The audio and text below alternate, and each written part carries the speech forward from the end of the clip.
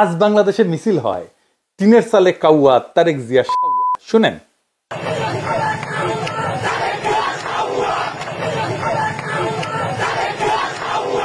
আমারই যদি মাইরা ফেলাইতে চায় তাহলে তো একজন সাধারণ ব্যবসায়ীকে থেতলাইয়া দেবেই। গতকালকের ভিডিওতে একজন বলতেছে বিএনপির কর্মী যে আমি হিন্দু তাই বাংলাদেশে আমি অশান্তি লাগাই দিতে চাই মুসলমানদের মধ্যে। চিন্তা করেন, এইটা যদি বিএনপির একজন কর্মীর রাজনৈতিক চিন্তা হয়, সেই বিএনপি দেশকে কি দেবে? আমার আর ইলিয়াসের ছবিতে যদি জুতা মারতে পারে তাহলে একজন সাধারণ মানুষকে খুন করতে তো সমস্যা হবেই না। আমাদের বলে মালাউন, বিএনপির কর্মীরা গালি দেয় মালাউন বইলা। তো এই দল আগামীর বাংলাদেশে নেতৃত্ব দিতে পারবে না। সারা দেশ স্তম্ভিত, কারণ শুরু হয়েছে এক অভূতপূর্ব অত্যাচার এবং নৈরাজ্য।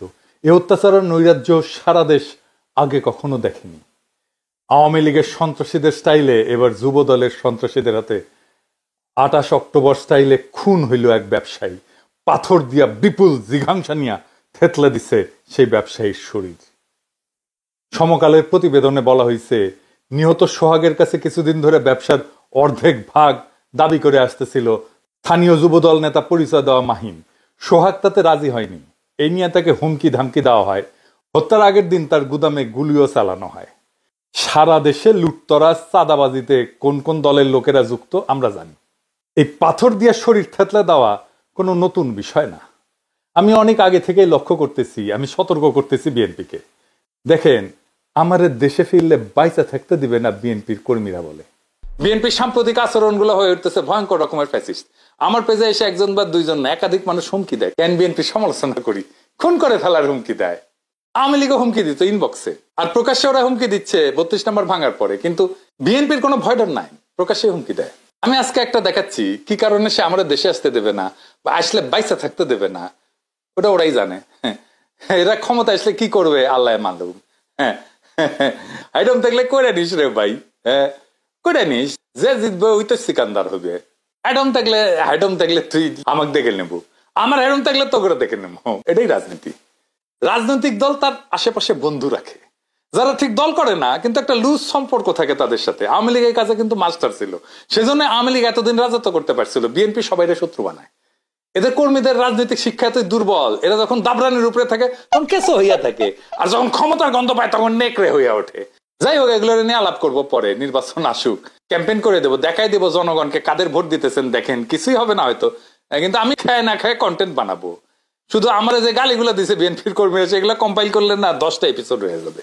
আজ বাংলাদেশে মিছিল হয় টিনের চালে কাউয়া তারেক জিয়া সাউয়া। শুনেন,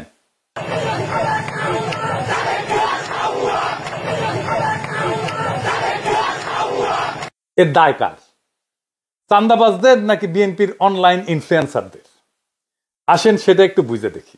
এর দায় ক্যাটাগরিক্যালি কয়েকজনের। আমি নাম বলতে চাইতেছিলাম না, কিন্তু আজকে আমি বলবো। আমি তালিকা করে আজকে নাম বলবো। এই তালিকায় প্রথমে থাকবে ফাহাম আব্দুল সালাম, শাহেদ আলম, রাশেদ, বুলডগ মির্জা, অ্যাপোলো, জুলকারনাইন সায়েদ, রুমিন ফারহানা, ফজলু পাগলা, কথা কামাল, মারুফ, বিএনপির সাথে অ্যালাইন্ড হওয়া সিপিবি বামপন্থী ঘটনার লোকেরা এবং আরো কয়েকজন। এরা ইন্টেলেকচুয়ালি বিএনপিকে পথভ্রষ্ট করছে নিতান্ত নির্বুদ্ধিতা থেকে এবং বিগ ইগো থেকে। এরা বিএনপির কর্মীদেরকে উস্কাইছে, যারা বিএনপির শত্রু না তাদের বিরুদ্ধে। বিএনপির ভ্রান্ত ন্যারেটিভ তৈরি করছে এরাই। হুদাই ছাত্রদের, এনসিপি, প্রফেসর ইউনূসের সরকার, জামাত শিবিরের পিছনে লাগছে এরাই সেই ন্যারেটিভ তৈরি করছে। ওয়াকারের সাথে দোস্তালি করছে এরাই। এর ফলে বিএনপির কর্মীরা সারা দেশে দিগ্ভ্রান্ত হয়েছে। পলিটিক্স বুঝতে পারেনি, রাজনীতি বুঝতে পারেনি, আজকার করণীয় কি বুঝতে পারে নাই। বিএনপির নেতৃত্ব বিভ্রান্ত হয়েছে। এমন কইতে পারেন বিএনপির নেতৃত্ব লায়ক না যে তাদের বিভ্রান্ত করা যায়? তাদেরকে যে বিভ্রান্ত করা যায় তারা যে লায়ক না, এটা তো আমরা হাসিনা বিরোধী লড়াই দেখছি, তাই না? সেজন্যই তো বিএনপি এই লড়াইয়ের নেতৃত্ব দিতে পারে নাই। তাই বিএনপির পলিটিক্যাল ম্যাচুরিটি কেমন সেটা নিয়ে প্রশ্ন তোলা যায় আছে। আমি বিরামহীন ভাবে বিএনপির এই ভুল রাজনৈতিক কৌশল নিয়ে কথা বলছি। বিএনপি মনে করিছে বিএনপির আমি পাকা ধানে মই দিতেছি, হ্যাঁ, অথচ এরা বোঝে নাই আমার বিএনপির সাথে অ্যালাইন্ড হয়ে যাওয়াটাই সবচেয়ে সহজ ছিল। আমার উপরে ঝ্যাপে পড়িছে। এই ঝ্যাপে পড়ার ইন্টেলেকচুয়াল সাপোর্ট দিছে এই লোকগুলো যাদের নাম আমি বলছি। এরা হেন নোংরামো নাই যেটা তারা করে নাই। তো এর ফল কি? ফল তো একটাই, পিনাকির বালটাও ফেলতে পারে নাই। আর বাংলাদেশের রাস্তায় স্লোগান ওঠে টিনের সালে কাউয়া, তারেক রহমান। আবার শুনেন,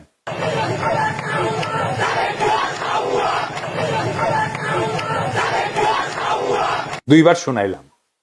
যে তারেক রহমানের বীরের বেশে দেশে ফেরার কথা ছিল, সেই তারেক রহমানকে এই জায়গায় নামায় আনার দায় এই লোকগুলার।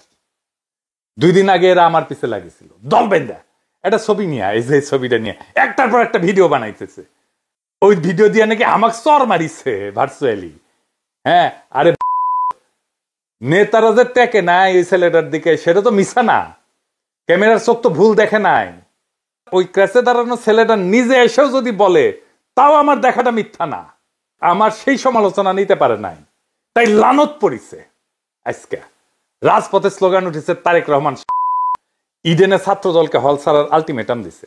এই ইডেন থেকে ছাত্রলীগ আর আওয়ামী লীগ বিতাড়নের শুরু হয়েছিল, মনে আছে না? আমি যে সমালোচনা করেছিলাম, সেই ছবিতে বুড়া নেতারা একজন আহতের দিকে না তাকায় নিজেরা গল্প করতেছিল। সেই সমালোচনা তারা নিতে পারে নাই। আর আজ তারা লজ্জায় মুখ দেখাতে পারতেছে না। দুর্বিনীত বর্বর মধুলবীদের দলে ভিড়ায় এক সময়ের সহযোদ্ধাদের উপরে জিঘাংসা নিয়ে যারা ঝাঁপায় পড়ে, তাদের উপরে এভাবেই খোদা লানত পড়ে। আমি অভিশাপ দেই নাই, কিন্তু অভিশাপটাই না আনিছেন আপনারাই। রাজনীতিতে লাগে বয়ান ন্যারেটিভ। ওইটা যারা পারে তারাই রাজনীতির গতিমুখ ঠিক করতে পারে। ওইটা আসে এইখান থেকে, মাথা থেকে, এটি থেকে। ওইটা যতদিন থাকবে, যাদের সচিব থাকবে চিন্তায়, তারাই রাজনীতির মাঠে টিকে থাকবে। নিজেরা এভাবে জয় বাংলা হয়ে যাবেন। যারা চিন্তায় সজীব, তাদেরকে পরাজিত করতে পারবেন না। এই সরল সত্যটা মাথায় রেখেন এখন থেকে। বিএনপির এই দশা কারা করলো, কিভাবে করলো এবং কেনই বা করলো, আসেন এটা একটু বুঝে দেখি। ওয়াকার আর তার পাশ পোষা ডিজিএফআই এর প্ল্যান এটা। বিএনপি যখনই ইন্ডিয়ার খপ্পর থেকে বাইরে হয়েছে, তখনই বিএনপির চান্দাবাজ দুর্বৃত্ত অংশকে আশকারা দিয়ে মাঠে নামাইছে ডিজিএফআই। তাদের ইন্টেলেকচুয়াল সাপোর্ট দিছে বিরানি আলম, কচুঘাটি সহ অনেকেই, যারা বাংলাদেশে অ্যান্টি হাসিনা অ্যান্টি ফ্যাসিস্ট রাজনীতিক বুক দিয়ে আগলায় রাখতে পারে। তাদের বিরুদ্ধে ক্যাম্পেইন শুরু করছে এরা। এই কচুঘাটি জুলকার নাইন সায়ের যা বলবে, মনে করবেন এটা ওয়াকারের কথা, এটা ডিজিএফআই এর কথা। ও ডিজিএফআই থেকে মাসোহারা পায়। তারেক রহমান আর প্রফেসর ইউনূসের মিটিং হওয়ার পর আমি বলছিলাম ইন্ডিয়া আপাতত পরাজিত হয়েছে, কিন্তু ওয়াকার নতুন প্ল্যান নিয়ে মাঠে নামবে, মনে আছে না? ডিজিএফআই এর লক্ষ্যই ছিল বিএনপির বেপরোয়া অংশকে দিয়া এমন অবস্থা তৈরি করা যেন বিএনপি ঘৃণিত রাজনৈতিক শক্তিতে পরিণত হয়। ঠিক রাস্তায় আগাইছে। তাদের প্ল্যান পরিকল্পনা সফল কইরা দিছে এই কচুখেতিরা, এই বিরানি আলমেরা। এমনই প্ল্যান করছে ডিজিএফআই যেন বিএনপিকে একেবারে ধ্বংস করে দেওয়া যায়। আমরা যারা বিএনপির এই পতনকে দেশের বিপদ হিসেবে আইডেন্টিফাই করছিলাম, যখন বিএনপিকে অবধারিত পতন থেকে রক্ষার চেষ্টা করছিলাম, বিএনপির সমালোচনা শুরু করছিলাম, তখন ওই চিহ্নিত শয়তানগুলা আমাদের শত্রু হিসেবে চিহ্নিত করছিল। আমাদেরকে পরিচয় করাই দিয়েছিল বিএনপির কর্মীদের সামনে যে এরা বিএনপির শত্রু। এরা একে একে আমাদের কণ্ঠরোধ করার জন্য এমন কিছু নাই যা করে নাই। খুঁজে দেখলে আজকের পাথর দিয়া ক্যামেরার সামনে হত্যাকাণ্ডটাও ডিজিএফআই প্রযোজিত বলে জানা যাবে বলে আমার অনুমান। বিএনপির নেতা কর্মীদের বলি, আপনারা কি ডিজিএফআই এর গ্র্যান্ড ডিজাইনটা বুঝতে পারতেছেন? প্রশ্ন করেন, কে তাদের এই সাহস দিছে এইভাবে খুন করা যায়? কে খুনের সময় ক্যামেরা নিখুঁত ভাবে ভিডিও করলো? চান্দা নেতা খুন করে একরকম, কিন্তু বিভৎস ভাবে খুনের স্পেকটাকল কার পরিকল্পনায়? অবাক লাগে না? যেন ক্যামেরাম্যান জানতো এই ঘটনা ঘটবেই তার সামনে। নিখুঁত অ্যাঙ্গেল থেকে ভিডিও। বিরানি আলম আর কচুখেতিকে জিজ্ঞাসা করেন কেন তারা এইভাবে বিএনপির ক্ষতি করতে মরিয়া হয়েছিল। পিনাকি, ইলিয়াস, কনক এরা তো বিএনপির শত্রু না, শত্রু ছিল না। কেন তারা পিনাকি ইলিয়াসের পিছনে লাগিয়েছিল? তারা প্রচার করছে না বিএনপিকে আমরা ক্ষমতায় আসতে দিতে চাই না। বিএনপি এখন ক্ষমতায় আসতে পারবে? কি মনে হয়? প্রফেসর ইউনূসের সরকারের আইন শৃঙ্খলা রক্ষার ব্যর্থতার কথা বলতেছিল। আরে বেকুবের বাচ্চা, ম্যাজিস্ট্রেসি পাওয়ার নিয়ে মাঠে কি আর্মি নাই? ওয়াকারের লোক নাই? তারা কি লাইতেছে? প্রথম আলোর সামনে তো ঠিকই আর্মি দিয়া গরু জবাই ঠেকাইতে গেছিল আর্মি। এই হত্যাকাণ্ড ঠেকাইতে পারে নাই কেন? চান্দাবাজ কইয়া মুখে ফেনা তুলে ফেলছে। সাধারণ পাবলিককে পিটাইতেছে না আর্মি? পাশার মধ্যে পিটাইতেছে না? পাশা লাল কইরা দিতেছে না? আর্মি চান্দাবাজ ধরে পিটাইছে? একটাও পিটাইছে দেখান? করে নাই কারণ এইগুলা ওয়াকার পালে। আবার দেখেন এই নধর দাবি করিচ্ছে বিএনপির গুন্ডাদের ম্যানেজ করার জন্য বিএনপির ক্ষমতায় যাওয়া দরকার। এগুলোর এখন হোলসেলে থাপড়ান বিএনপির কর্মীরা। আপনাদের বলতেছি, যদি বিএনপিকে রক্ষা করতে চান, এগুলাকে যদি হোলসেলে না থাপড়ান, বিএনপি রক্ষা পাবে না। বিএনপিকে এই জায়গায় এইগুলা নিয়ে আসছে, এই ছাপড়িগুলা। যেদিন থেকে বিএনপির কান্দে চাপিছে, সেদিন থেকে বিএনপির পতন শুরু হয়েছে। বিএনপির নেতাকর্মীদের এখন কি করণীয়? এইটা বিএনপির জন্য একটা ওয়েক আপ কল।